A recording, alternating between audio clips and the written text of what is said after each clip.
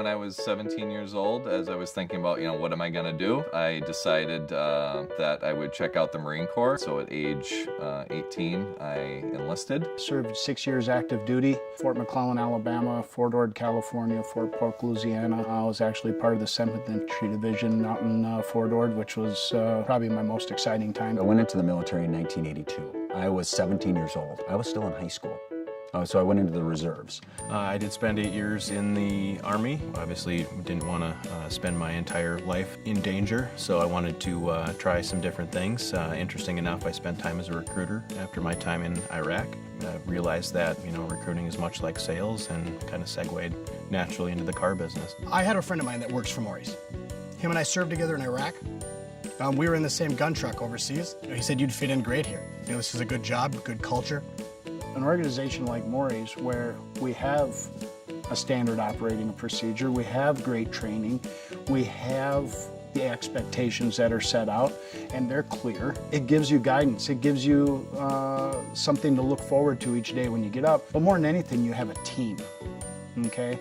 And that's what I relied upon more than anything, especially when I was in the 7th. The support of the Morrie's organization, with everybody learning the same thing, no matter which location you're going to, I think that is helpful. Coming into the civilian world, you're almost drinking out of a fire hose. There's a lot of intake, and Morrie's was very welcoming. A lot of the skills and attributes that you use to be successful in the military work very well in what we currently do here today at Morrie's. I learned a lot about leadership in the military. That's, that's probably the number one thing that you learn in the military is, I think, first to obey orders and then how to give them, but in that order. It doesn't matter if it's the military or if it's the car industry or if it's anything, it's still people. We have to manage the culture and, put the right processes in place and hold people accountable to them in a positive way. And that's how I did it in the military, that's how I do it at Morrie's. And the thing that I look for, with someone who's been in the military before, they have, been at a point in time where they had to take orders. They had to understand the intent of the person giving the orders, and a lot of times the intent is for people to be shown, this is what we need to accomplish, now you figure out how to do it, and I can help you along the way. Most soldiers, sailors, airmen, or Marine, they don't fail, or they don't want to. It's a great piece of clay to mold. That's exactly what you're looking for. I'd absolutely love to hire former vets, so that's a big thing for me. You learn a lot. There's a lot to take from the military.